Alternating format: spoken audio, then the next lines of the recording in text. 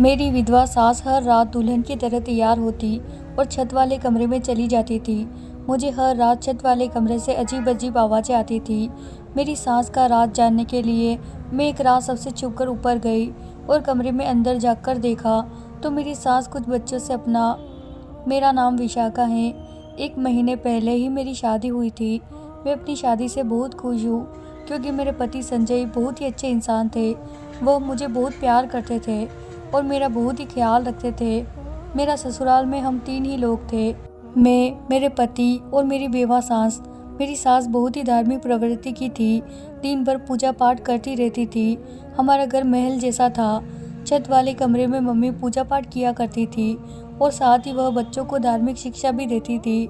ससुर जी के न होने के कारण उनका पहनावा एकदम ही सरल था। उनके चेहरे पर हमेशा तेज रहता था। बोलचाल में भी कभी किसी से तेज आवाज़ से बात नहीं करती थी, हमेशा सबसे मिलजुल कर रहती थी। मुझे घर में हमेशा अपना सा लगता। संजय भी मम्मी से बहुत प्यार करते थे। मैंने उन्हें कभी भी मम्मी से तेज आवाज़ में बात करते नहीं सुना। शादी के बाद ही मम्मी ने कहा था कि कुछ भी हो जाए विशाखा, तुम्हें छत वाले कमरे में नहीं जाना है। मैंने बोला ठीक है, पर मुझे मम्मी की यह बात अजीब लगी थी। एक ही घर में रहते हुए ऐसी पाबंदी क्यों? घर में तो कोई भी कहीं भी आ जा सकता है। मैं संजय से इस बारे में बात की तो उन्होंने कहा कि माँ छत वाले कमरे में अपने पूजा पाठ में लीन रहती है, उनका ध्यान भटक जाएगा पूजा से, इसीलिए मैं खुद आज तक छत पर नहीं गया हूँ। इसीलिए तुम ज़्यादा इसके बारे में मत सोचो। मैंने बोला ठीक है। ऊपर सिर्फ बच्चों को ही जाने की अनुमति थी। वहाँ बच्चों को मम्मी धार्मिक शिक्षा दिया करती थी। बच्चों के पढ़ने की आवाज़ नीचे तक आती थी। मेरी सास मेरे साथ कम ही समय बिताती थी। उनका ज़्यादा समय बच्चों को धार्मिक शिक्षा देने और पूजा पाठ करने में ही बीत जाता था। संजय एक आज्ञाकारी बेटे थे। उनकी बस यही उम्मीद थी कि मैं घर का ध्यान अच्छे से रखूं और मम्मी का आदर करूं, क्योंकि मम्मी बहुत बुरे हालातों से ज़िंदगी गुजारी थी। उन्हें बहुत सारे दुखों का सामना करना पड़ा था। मम्मी की शादी बहुत कम उम्र में ही हो गई थी और भरी जवानी में ससुर जी की मौत हो जाने के बाद संजय के कारण मम्मी ने दूसरी शादी नहीं की थी। संजय ने मुझसे कहा, तुम मुझसे वादा करो कि तुम्हारी वजह से मम्मी को कभी कोई तकलीफ नहीं होगी। मैंने कहा, इतनी सीधी सादी और धार्मिक प्रवृत्ति वाली मम्मी से मुझे क्या प्रॉब्लम होगी? वह बच्चों को छत वाले कमरे में धार्मिक शिक्षा देती। यह तो बात मुझे बहुत अच्छी लगती है कि वह समाज कल्याण का कितना शौक रखती है। बच्चों को पढ़ाने के पैसे भी नहीं लेती थी, मगर कुछ दिनों से मुझे उनकी हरकतें ठीक नहीं लग रही थी। वह रात को भी छत वाले कमरे में रहा करती थी, जबकि नीचे और भी कई कमरे थे। कभी कभी छत वाले कमरे से अजीब अजीब आवाज़ भी आती थी। पहले तो मैंने यह सब नज़रअंदाज किया, पर एक दिन मेरी अलमारी से मेरी पसंदीदा ड्रेस गायब थी।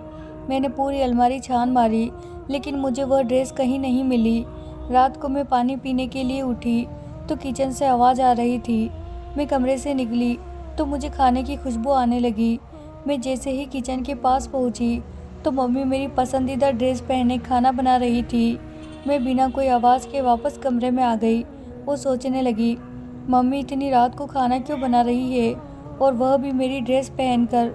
वैसे तो पूरा दिन वह सफ़ेद ड्रेस में रहती है, ना ही कोई मेकअप और ना ही कोई जेवर, और अभी मेरी ड्रेस पहनकर हल्का मेकअप और जेवर पहनकर अच्छे से तैयार थी।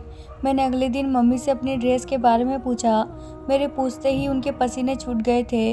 उन्होंने कहा, मुझे नहीं पता विशाखा, तुमने अपनी अलमारी में रखी होगी। पूरे घर का ध्यान तुम रखती हो तो मुझे कैसे पता होगा? मैं हाँ में सर हिलाते हुए अपने रोज़मर्रा के कामों में लग गई। मैं काम खत्म करके जब कमरे में आई तो मुझे अलमारी का आधा दरवाज़ा खुला हुआ दिखाई दिया। तो मैं उसको बंद करने ही जा रही थी कि मुझे मेरी ड्रेस दिखाई दी। उसकी हालत ऐसी थी जिससे कोई उसे यहाँ जल्दबाजी में रखने की कोशिश किया हो। मैं समझ गई थी, जब मैं किचन में काम कर रही थी तभी मम्मी ने यहाँ रखा होगा।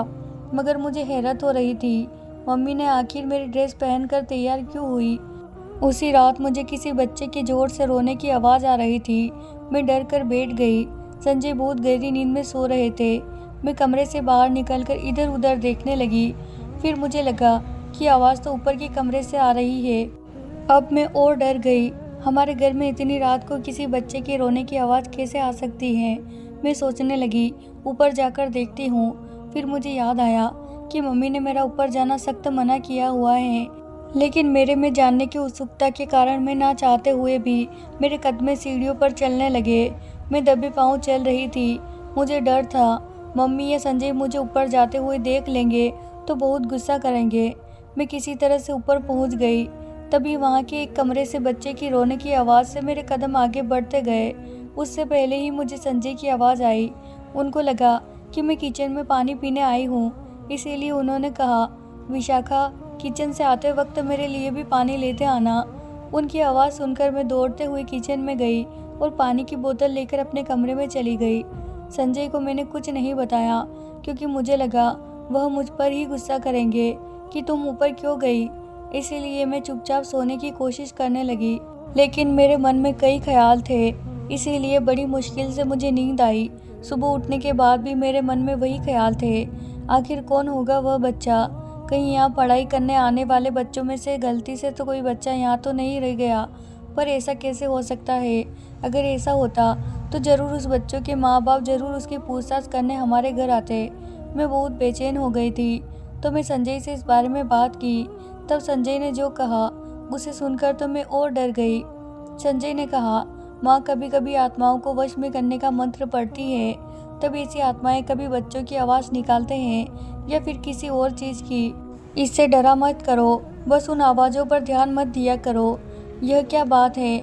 मेरी सांस तो भगवान की आराधना में अपना वक्त व्यतीत करती, अब यह आत्माओं को वश में करने का क्या मंत्र है? पहले तो यह सब अजीब लग रहा था, पर अब मुझे बहुत डर भी लग रहा था। कुछ दिन बीत गए। मुझे यूं ही कभी बच्चों के रोने की आवाज़ आती, पर मैं उसे नज़रअंदाज करके सो जाती। एक रात को फिर अजीब अजीब आवाज़ से मेरी नींद खुली। मैंने गौर से सुना तो फिर किसी बच्चे की आवाज़ थी।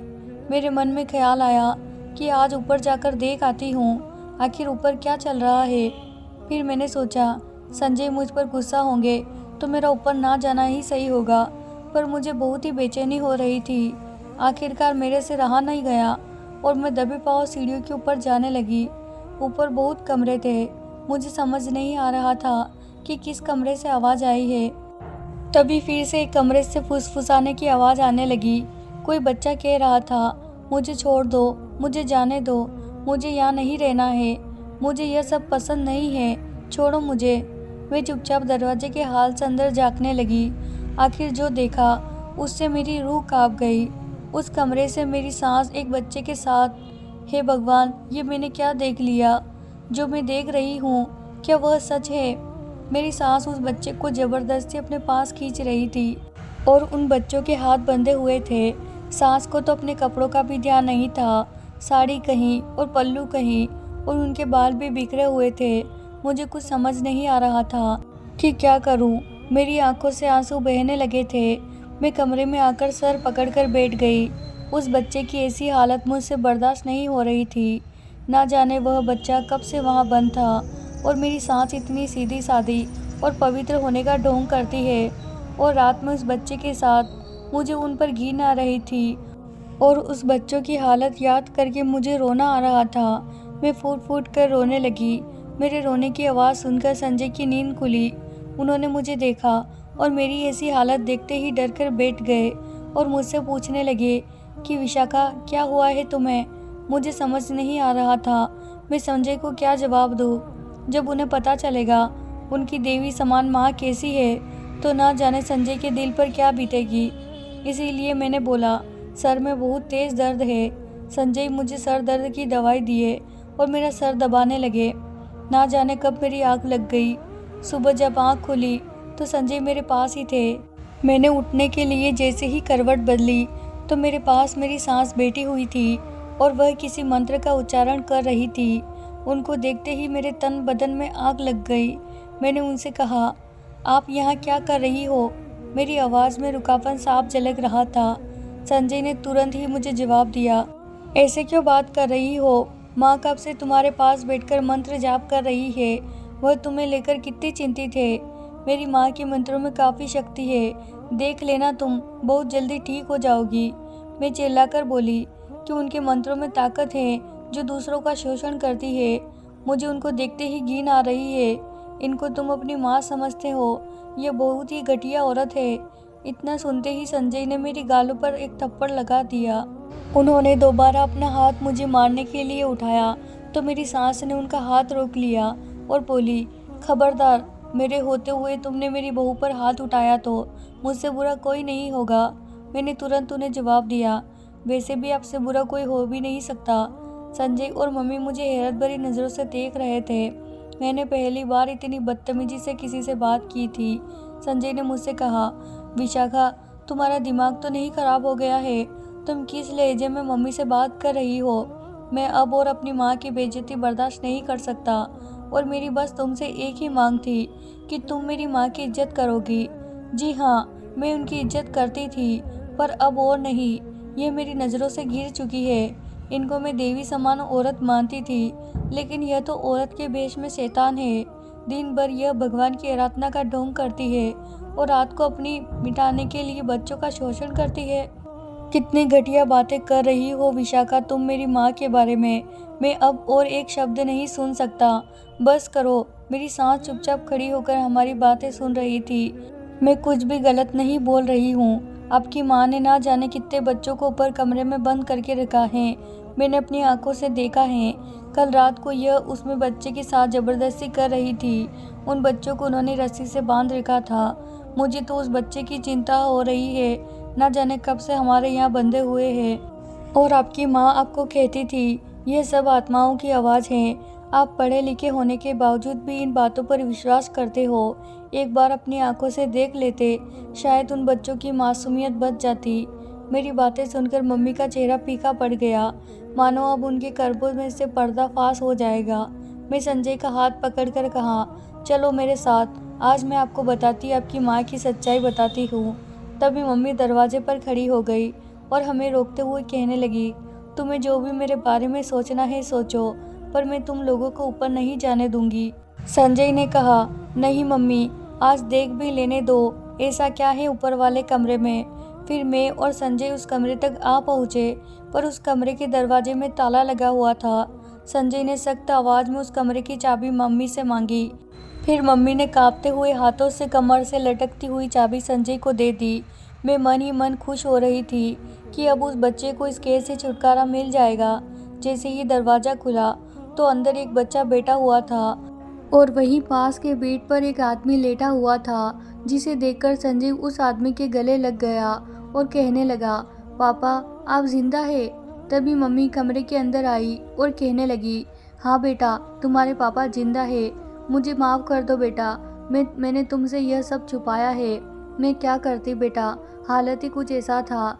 तुम्हारे पापा के एक्सीडेंट होने से पहले हम पर बहुत कर्ज था। हमारे 2 वक्त की रोटी के भी लाले पड़ गए थे। कर्जदार हर रोज़ घर के चक्कर काटते थे। इसीलिए मैंने बच्चों को धार्मिक शिक्षा का ज्ञान देना शुरू किया। मैंने सोचा 2 पैसे आएंगे, इससे हम 2 वक्त की रोटी तो खा पाएंगे, क्योंकि जिंदा रहने के लिए पेट भरना ज़रूरी था। तभी एक दिन तुम्हारे पापा की गाड़ी खाई में गिर जाने की खबर मिली। हमने बहुत ढूंढा, उनकी लाश नहीं मिली। पुलिस को लगा जंगली जानवर उनकी लाश को ले गए होंगे। उस दिन बाद इनको मारा हुआ घोषित कर दिया गया। उनके नाम पर जो इंश्योरेंस था, मुझे उनके पैसे मिले, जिससे मैंने कर्जा उतार दिया। फिर कुछ दिनों बाद मुझे एक नंबर से फ़ोन आता है। जब मैंने फ़ोन उठाई तो इधर से उनकी आवाज़ आई। मैंने कहा, आप जिंदा हैं? उन्होंने कहा, हाँ राधिका, मैं जिंदा हूँ। मैं जब गाड़ी से खाई में गिर गया था तो मेरे दिमाग में चोट लग गई थी और मैं बेहोश हो गया था। तो पास के गांव का एक आदमी ने मुझे वहां बेहोश देखा तो अपने घर ले आया और गांव के वैद्य से ही हमारा इलाज करवाया। पहले तो मुझे कुछ भी याद नहीं था, लेकिन अब सब कुछ याद आ गया है। अब मैं अपने घर आना चाहता हूँ राधिका। फिर मैंने तुम्हारे पापा से उस गांव में मिलने गई। फिर मैंने उनको इंश्योरेंस वाली बात बताई तो उन्होंने कहा, रहने दो राधिका, फिर मैं इसी गांव में रह जाता हूँ। तुम मेरे ज़िंदा होने के बाद को राज़ी रहने दो। तुम तो उस समय हॉस्टल में रहते थे और मैं यहाँ ऐसे मिलने जाती थी। इसी बीच में प्रेग्नेंट हो गई और मैं तुम्हारे इस भाई को जन्म दिया और इन लोगों को ऊपर वाले कमरे में रखने लगी। तुम जब अपनी पढ़ाई पूरी करके हॉस्टल से घर आ गए तो मैं तुमको ये सब बात नहीं बताई, क्योंकि मुझे लगता था मैं तुमको बताऊंगी और तुम किसी और को बता दोगे तो जो इंश्योरेंस के पैसे मिले हैं वो वापस करने पड़ते। और हमारे हालात ऐसे नहीं थे कि हम दोबारा कर्जा झेल पाए। तुम्हारे भाई का दिमाग कमज़ोर है, इसीलिए अजीब अजीब आवाज़ निकालता है। रात को तुम लोगों को सो जाने के बाद मैं इसे इसके पसंद का खाना बनाकर खिलाती हूँ। मैं इसको जब भी प्यार करती हूँ तब यह मेरे से दूर भागता है, क्योंकि इसको एक ही कमरे में घुटन होती है। इसीलिए बोलता है, मुझे जाने दो, छोड़ दो मुझे। दिन भर तो मैं विधवा बनी रहती हूँ, पर रात को मुझे सुहागिनों की तरह सजने का मौका मिलता है। इसीलिए मैंने तुम्हारी ड्रेस चुराई थी। संजय बेटा, मुझे माफ़ कर दो, मैंने तुमसे इतना बड़ा राज छुपाया। मेरी सास की सच्चाई सुनकर मुझे खुद से शर्म आने लगी।